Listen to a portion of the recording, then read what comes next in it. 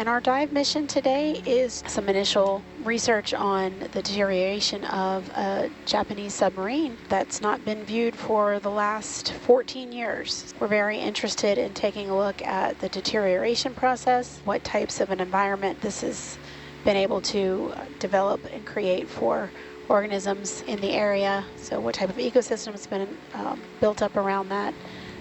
We've been exploring several sunken Japanese submarines. These were submarines that were captured at the end of the war, brought to Pearl Harbor, studied by the Americans, and then intentionally scuttled, actually during practice torpedo runs by U.S. submarines off Oʻahu. Oh, well, it's the aft end, yeah. There we are, approaching from the stern. First view. As you say, Larry, the aft of the ship. Atalanta nicely positioned. It looks like the current is blowing from my right to my left, so the fish is lying to me. Just get a feel here for which way the current's blowing. That will help me determine any fishing gear, anything that's tangled up, which way that might be blowing in the breeze. I'll know where to look for it. There's the prop. Yep. The prop and the, that's the rudder. It looks like that's a little dive plane in the back. So a rudder and a dive plane. Rudder would be vertical, dive plane horizontal. It's a little at an angle, of course, now. I'm just going to float up and have a general look ahead of me here before I get close. Make sure there's no entanglement hazards. That portion up there on the top, I'm not sure what that is yet. I think the top is the dive plane and the bottom the dive plane. is the rudder. Yeah, and then there's a lot of corals that we briefly got to see. There's one here in frame, but there were plenty more on top of the body of this sub. This is the most life I've seen on a wreck that so far. Yeah. Somebody's commenting that they don't see a lot of corrosion for the duration in water. Could that be because of depth or other reasons? So what we're seeing here definitely are some fragments of rust, this orange coloration here that we're seeing on the dive plane. But yeah, it's relatively, intact, not falling apart. But it is interesting to note that this dive plane seems to have a lot more concentration of rust than the lower portion that we're seeing here. But we'll continue to observe the condition of this vessel as we explore around it. Look at this rend in the hull. Yeah. Yeah, separation of a plate. Yeah. One of the things they did notice in some submarines that the Japanese had a very special technique of riveting that they thought was interesting. Okay, here's a little peek inside. Battle damage. I suspect that that's not the torpedo head. I suspect the torpedo head is what split the bow. Yeah, from, perhaps a buckling. Yeah. Just imagine the forces that are required to do that. Yeah, we can see on you can see on feed 2 the rising sun flag on the conning tower, and the identification, the I-201. Absolutely. So this was the first of a class of these very high speed while submerged submarines that the Japanese were building. Yeah, we're just behind the bow section. Yep, that's right. And can any of our either onshore experts or anyone here talk, what are we looking at when we look inside the hull? Looking at the drawing of the submarine, this should be in the battery compartment. Okay. And which would be sort of behind the torpedo room, I assume, in the front? Yeah, in the bow? Yeah, it would be behind the torpedo room. And what's in between the batteries and the torpedo room? It makes sense. I got all those wires shredded. And the hull of the ship is 19 meters across. Look to your left a little for me now. Yeah. Oh, excuse me, 19 feet, not 19 meters. 19 feet. 5.8 meters. And you think about the fact that there were 52 people kind of wedged. Come on. Yeah. Yep. So I say they had plenty of length fore and aft to run around, but not much width. So this in the bow section, that would be where the torpedo section would be. Just move it right to Hercules would be good. Copy. This submarine carried 10 torpedoes and had 4 torpedo tubes, all in the forward section. No aft torpedoes. So they could not sink, fire any submarines from the stern. Interesting. So now we're looking at the upper decking. This may explain why Chris had a much more difficult time imaging this side of the sonar of the submarine than the other. Right. The smooth metal hull as opposed to this very patchy acoustic target. One of our outside experts, Phil Hartmeyer, is saying, yeah, wood decking, and there's the Type 95 5mm anti-aircraft gun, or Type 96 25mm. And I think what I read is that they basically just left the Type 96 at 25mm guns. I think there were 2 of these small guns was the only deck gunning that it had. I'm intrigued by the 2 lines connected to the muzzle of the gun. Right. Wow. Maybe come up just a little. See the periscope? Yeah, there's the periscope. Yeah. Absolutely, there's the periscope. It had 2 periscopes, one Type 88 Mark III and one Type 88 Mark IV. Is one higher magnification than the other? I don't know. But one would, the thinner one, I guess, would obviously make a less of a signature. Hold off on the ship move for a minute, please. Oh yeah. There's the view of the... Oh wow. Here we go. There it is. Yeah, on this last path, Jonathan, it was the first time I'd really seen the chrysanthemum clearly. Yep. The topmost part of the conning tower. There it is. That is the Japanese eye. There's more slash on the top. Okay. I'm gonna look down any? Sure. Let's see if I can. Truly iconic view we're getting right now. That is great. Are those glass panes? Yeah, this is Hans. I see that glass. I don't see any navigation lights anywhere else, and I know in their attempt to streamline anything, maybe they could have lights inside the sail behind that nicely faired glass for streamlining, but that's just a guess. I really don't know. And that does look like a radio directional finder on top of the sail, doesn't it? Yeah. What's that, Larry? He comments that... No, he commented about how streamlined and modern-looking the hull shape is, which again, given the speeds it was able to attain, certainly was a lot of thought into that.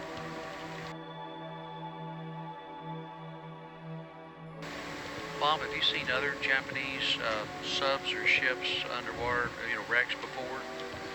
Lots. What stands out to you from this one? Well, it's Guadalcanal. We found quite a number of Japanese destroyers and the battleship Kirishima. Very similar depth as well, and sunk about the same time. I mean, World War II, so very characteristic. Is this sub more streamlined than some of the others you've seen? Well, this was a very lately produced submarine, yes. Concerned about the. But I haven't seen another. And in Guadalcanal, there were no Japanese submarines. Oh, that's definitely a torpedo. Look at the prop thing. Yeah, there's a prop on the left side there. Great. Now I'm gonna have to do. Yep. We don't need photogrammetry of this. What this torpedo looks like is if you think a Nerf gun. So you have a Nerf gun where it kind of flares out at the back. At the back end, it has a little propeller. It even looks like it has lines coming down it. And then at the end, so it's a very oblong shape. Alrighty, do we got enough good imagery? I think so. Alrighty. Any other targets, Chris? Johan? Alrighty, let's head up. All right, now we're starting our ascent. We're at 759 meters. 6-8 wraps are out. Roger that. Tether wraps look good. Okay, taking off auto heading. Copy that. Auto heading is off. Driving ahead and coming up, so I can see you. Maybe, yesterday we visited a submarine called the I-201. Maybe you look to the left a little, which so you're is not a very special me. submarine in that it was designed for very high submerged speeds, and that submarine, in theory, was capable of submerged speeds of up to 19 knots, in practice probably more like 16 knots. But either way, that was remarkable for a submarine submerged in those days, more than twice the speed of a U.S. submarine at the time. Today we're at almost an even more remarkable submarine. Yeah. It's called the I-401. Sorry, my heading is swinging. And this is a massive, a 400-foot submarine that was built to carry aircraft. carried have to move 10 meters north, Chris. torpedo bombers. Roger. In a bridge nav, 10 hangar meters. that was on its hull. north. We don't see the hangar in the wreck. The hangar has fallen off. It is remarkable. It was by far the largest submarine ever built, and remained that way until 1965 when the U.S. built the Benjamin Franklin, which was somewhat larger. Wow, that is quite some damage. I wonder if that, this whole stern section left on impact, or if that was also maybe implosion damage with the sealed chamber back there. Cool. Keep backing up, Robert, to make sure you get all of the screw and some sand around the screw. Yeah, Roger. Can you wiggle a lateral to the right too and get the other facets and the angles of that screw? Okay. And a little half moon arc, please. Facets and angles. Look how bright that metal still is. It almost looks like stainless. Has a metal holding up really well. It says we're being told that these props were manganese bronze. Manganese bronze? Yeah. Wow. Still shiny. Looks like a whale. It's beautiful. Kristen, it does look like different coral species, huh? Yeah, it definitely does. Just a few different types, though. Not too many. And yeah, it's pretty sparsely populated for the most part. There's this bow plane or whatever it is, or stern plane. Yeah, Roger. Structure. Aren't those the stern guards to protect the dive planes and props when you're near the wharf or pier? Oh. Makes fairly sense. familiar. Yeah. Look how big the prop is compared to the body. I mean, that is a massive prop. That's a nice image, though. Yeah, it's really beautiful. It's just extraordinary with the light of Atalanta also. Yeah. Oh, yeah. 3 torpedoes, That's a stern hit. Wow. Yeah, that first hit is aft. The second one is roughly midship. That bow had to have broken. That bow didn't get blown off. That bow broke off, I think, as it came up, Hans. Yeah, it could be. Looking at the footage that Russ. Yeah, no, it's what it looks like. 2 hits, and Mark 18s are a powerful weapon. So, yeah, I mean, this looks to me, thank you, Russ. That hit stern, on the one side, and then the second hit. So this is, I think, one of 4 of these 140 millimeter guns. Yeah. Can you also dip down right behind this gun and get some of the detail of that twisted metal down on the deck, right behind the gun? Roger. How excited are you right now, Dan? Pretty excited. Speechless. This is in contrast to the 201 yesterday, which had almost no guns on deck because it was just so concerned about making high speed. I think it just had the single 25 millimeter anti-aircraft gun. This one, I think, has more like a submerged speed of 7 knots. This is a little large 14 centimeter deck gun that the 400 class series had. Yeah. I'm imagining what it would be like to put a few rounds through that. An instrument of destruction. Yeah, just as I come around the end here. Now emblazoned with such beauty with these corals. It's really an amazing contrast. Yeah, these look like a pale pink coral. It is. Well, time in the deep ocean certainly changes it. Let me just correct something. 3,530 is the tonnage, not the amount of fuel they carried. The capacity of fuel carried, that 1.5 times around the world, at 14 knots, wow. they could steam, or I should say motor, 37,500 knots. Don't do this at home, kids. And Jim, you said this was the world's largest submarine. I think that was till about 1965 or so when the Benjamin Franklin was built.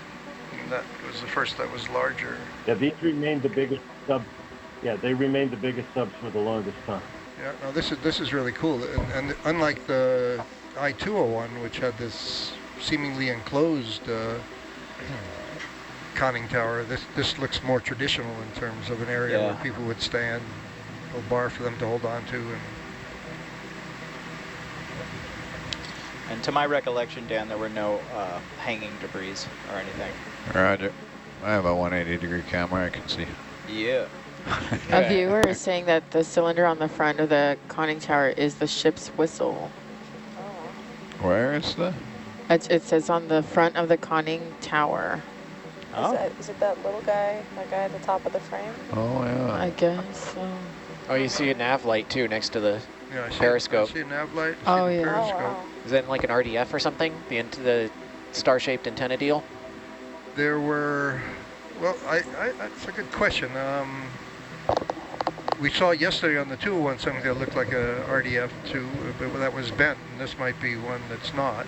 Yeah. If I remember reading, there were several radars on the conning tower. Oh, cool. They had an anti-aircraft radar and then a more surface ship oriented radar. Come down a bit and give Yes, me the rest please. of it?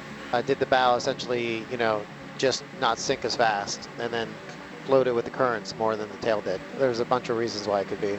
What's that white circle there? Yeah. Oh, it's a hatch. That looks like a hatch cover. That looks like the inside of it. Open, the hatch is open, yeah. Come down a bit for me. It's a good shot of the raised catapult ramp and the forward deck. And Hans, do you know, was it a steam catapult? Yeah, or? come down another 5. Yeah. I really don't know. I did see pulleys in the forward part of that ramp, and so it looked like they were pulling a cable, but I don't know.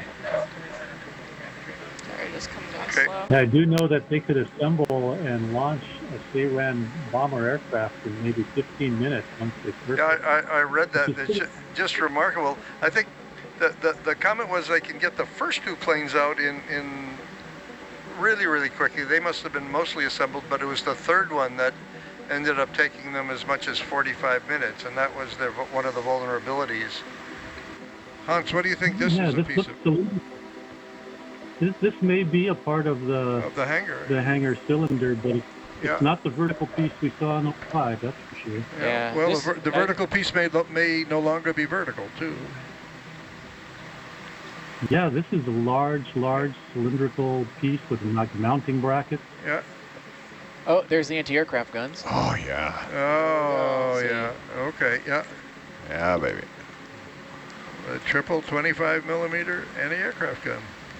So it doesn't look like it's vertical anymore. Yeah. It was vertical. It's not the vertical. The vertical piece had the door. Ah. We haven't seen the door. Okay, we don't see anything from a sonar perspective. There are no other large targets around here. Yeah, the only other thing that looks kind of interesting is down there. Is this guy. Yeah, that's quite a bit away, but I mean, it's got well-defined shapes and stuff. So right, we've got 30 minutes. If we think we can get there, we can go over those other stuff and. Yeah, you want us to start heading that way? Yep. All right.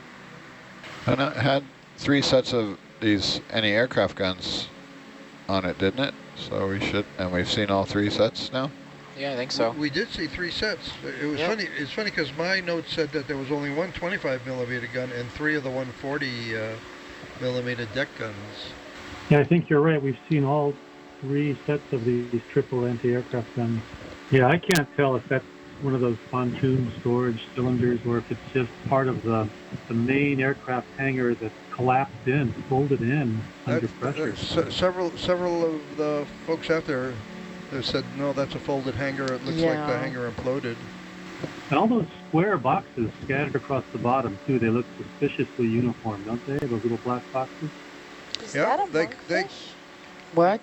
I think we have one last monkfish. No way. Right Zoom in on it right in the middle. Oh my gosh. It is a goosefish. Yeah. Oh my gosh. What a way to end the dive. Go ahead, Minnow. Copy. Just for you. One last zoom. Oh Just my for gosh. Ale. I'm like gosh. picture. And with that parting shot. Oh yeah. Wow. Yay. I'm afraid we have to call it a close. Oh, that's like the perfect ending to our last dive. Lasers. All right, everybody. Let's measure. Aww. The best monkfish, goosefish, moosefish ever. Aww. Okay, Dan, I'm sorry to say. Thank you, Dan. My pleasure. Thank you all. That was a thank you. spectacular dive. That's so amazing. Yeah, Perfect way to end. And I'm afraid this is the last ROV dive for the season.